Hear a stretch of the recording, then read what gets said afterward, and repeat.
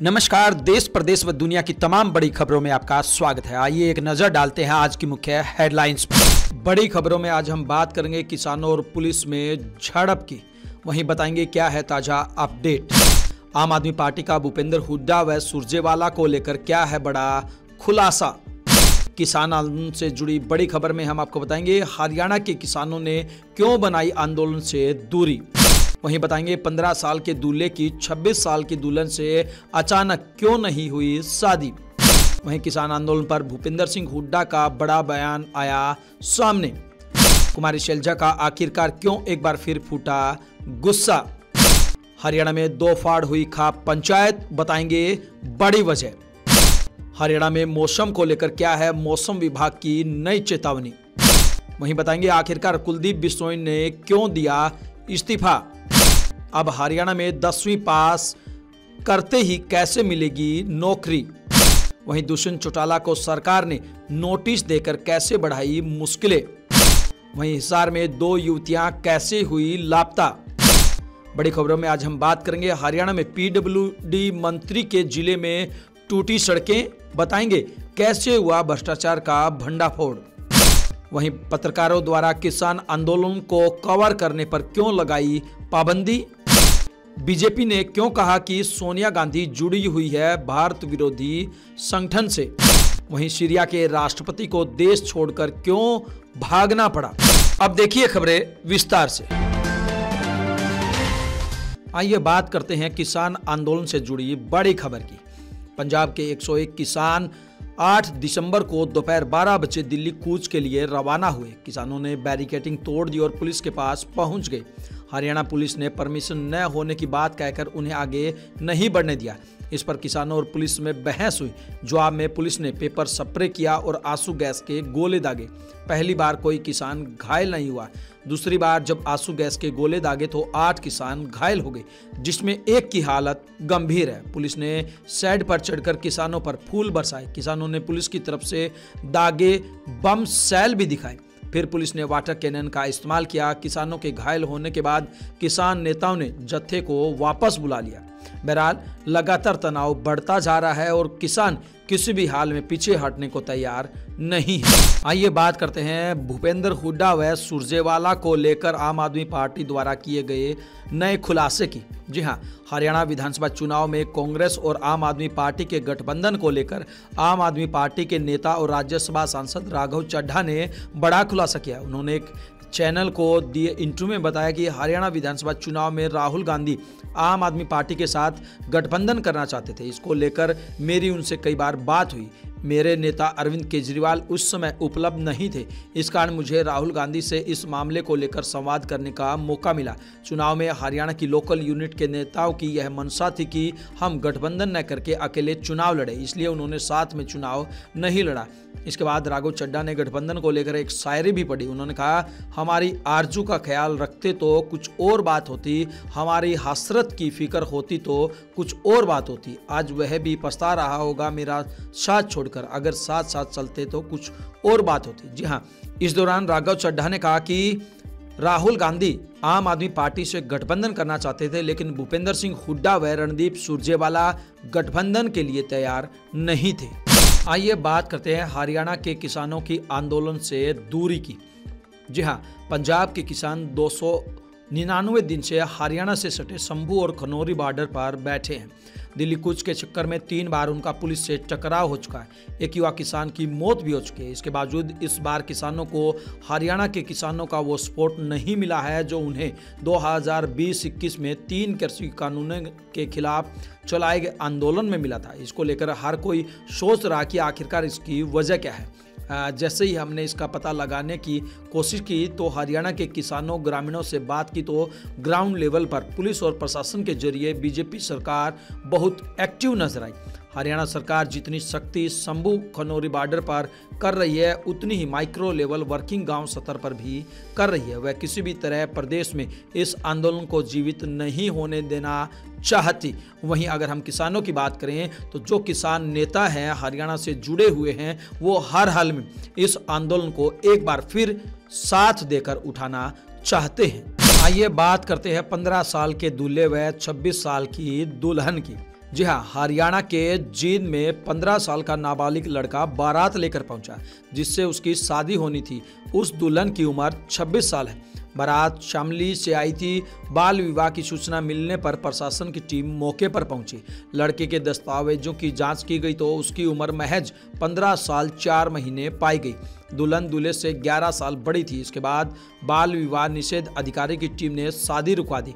बारात बिना दुल्हन के ही लौट गई। परिजनों ने कहा कि लड़का जब बालिग होगा तभी उसकी शादी कराएंगे। दरअसल लड़के के माता पिता बीमार रहते हैं, इस वजह से परिवार उसकी छोटी उम्र में ही शादी कराने के लिए राजी हो गया था। आइए बात करते हैं भूपेंद्र सिंह हुड्डा के बयान की। हरियाणा के रोहतक में स्थित अपने आवास पर पूर्व मुख्यमंत्री भूपेंद्र सिंह हुड्डा ने किसानों के दिल्ली कूच को लेकर प्रेस वार्ता की।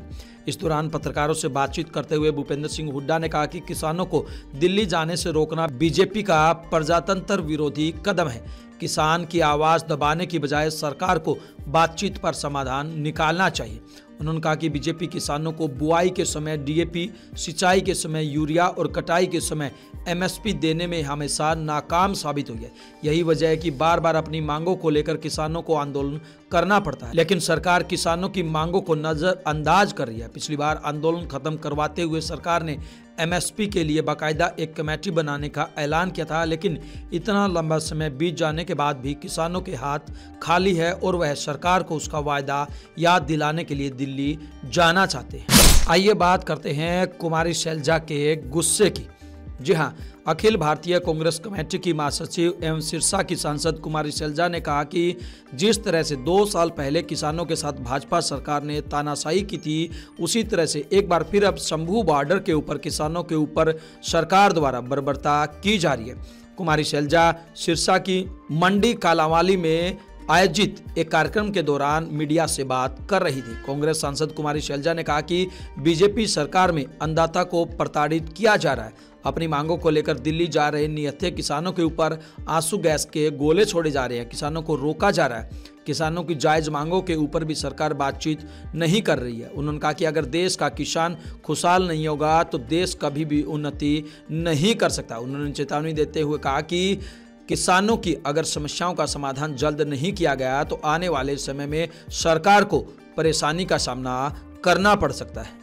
आइए बात करते हैं खाप पंचायत की दोफाड़ होने की। जी हाँ, हरियाणा में अपना विशेष महत्व रखने वाली फोगाट खाप 19 चरखी दादरी जिले में अब दोफाड़ हो गई है। खाप के पूर्व प्रधान बलवंत नंबरदार के राजनीति में आने पर इस्तीफा देने के बाद से ही खाप की प्रधानी को लेकर चल रही लड़ाई के चलते अब फोगाट 19 खाप 2 गुटों में बंट गई है। बीते 1 दिसंबर को खाप की महापंचायत में जहां सुरेश फोगाट को नया प्रधान बनाया था, वहीं दूसरे गुट के कुछ गांव ने पंचायत के बाद अनदेखी के आरोप लगाते हुए अठकामा खाप के गठन का निर्णय लेते हुए अलग से मीटिंग की थी। आज गांव घसोला में 8 गांव की हुई पंचायत में अठकामा फोगाट खाप का गठन करते हुए पूर्व सरपंच रणबीर घसोला को नया प्रधान बनाया गया है।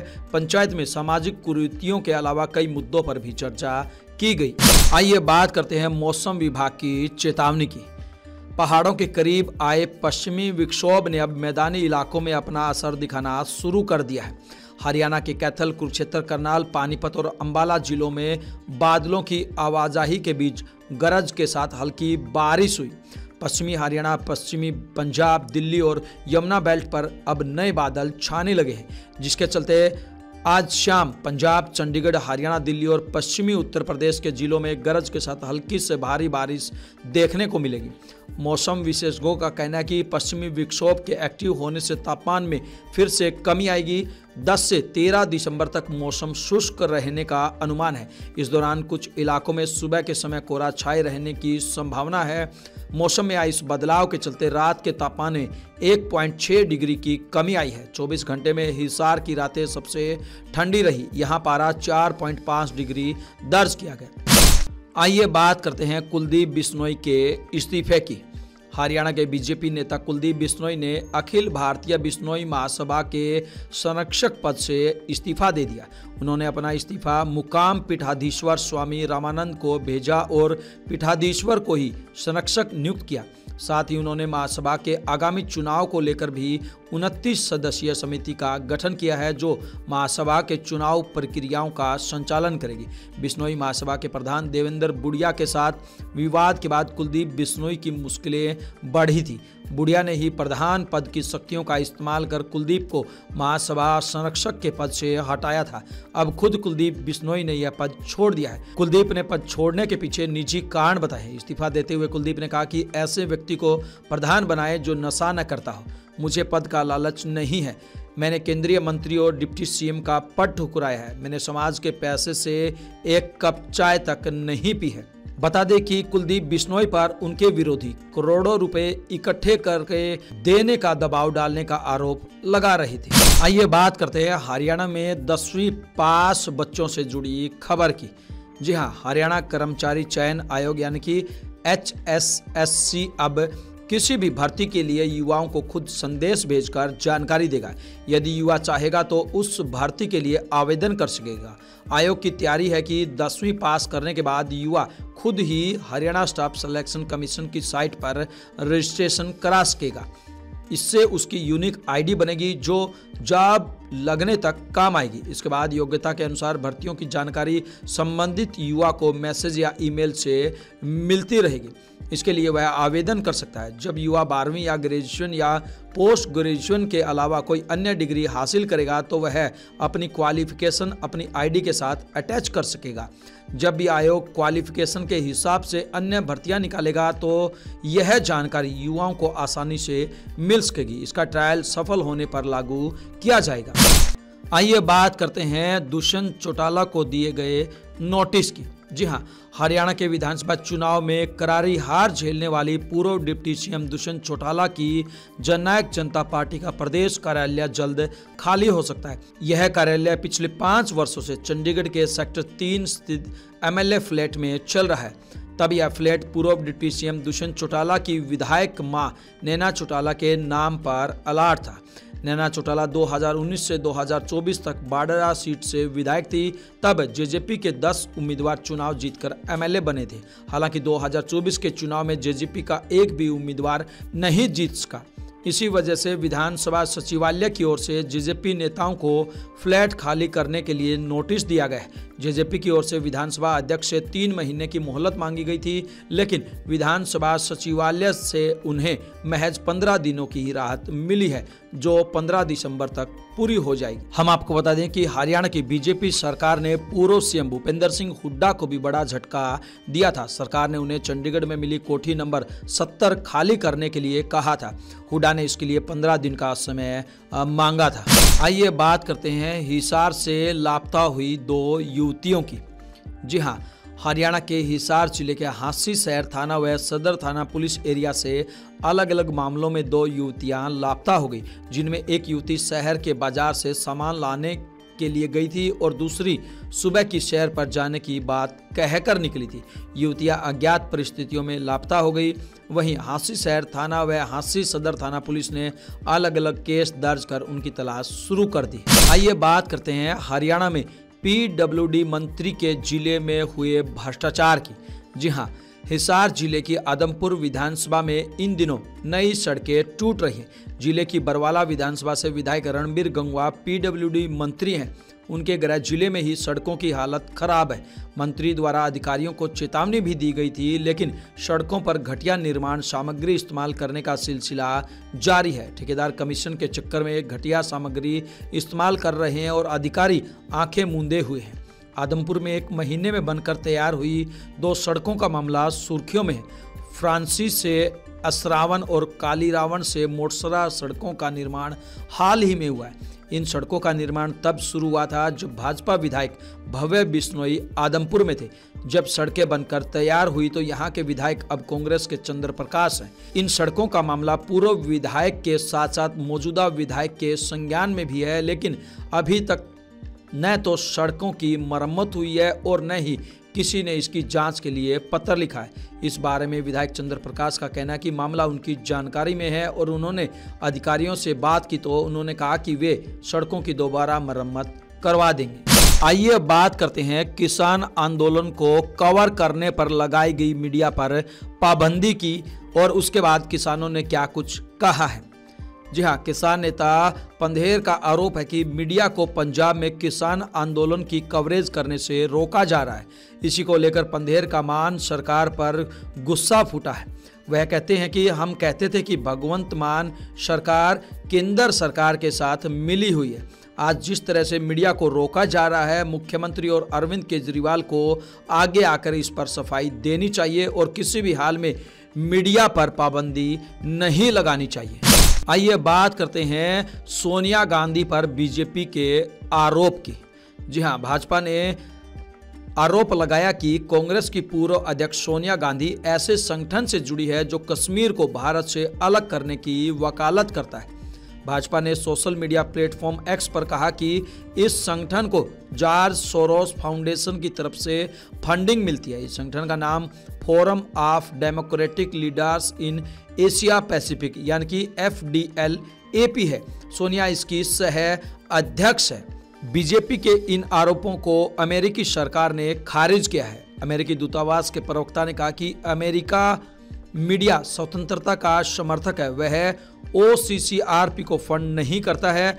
OCCRP ने भी भाजपा के आरोपों को खारिज किया। आइए बात करते हैं सीरियाई राष्ट्रपति द्वारा देश छोड़कर भागने की। जी हां, सीरिया के राष्ट्रपति बशर अल असद देश छोड़कर भाग चुके हैं। न्यूज एजेंसी रॉयटर्स के मुताबिक सेना ने असद के देश छोड़ने की पुष्टि करते हुए कहा कि राष्ट्रपति की सत्ता खत्म हो चुकी है। सीरिया में पिछले 11 दिनों से विद्रोही गुटों और सेना के बीच कब्जे के लिए लड़ाई चल रही थी।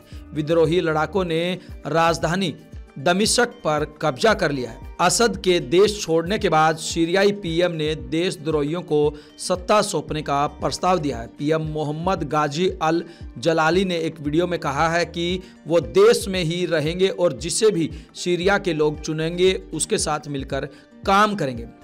इन तमाम खबरों को लेकर आपकी क्या कुछ प्रतिक्रिया है, आप हमें कमेंट बॉक्स के माध्यम से जरूर बताएं। ब्यूरो रिपोर्ट, बिंदास रहना।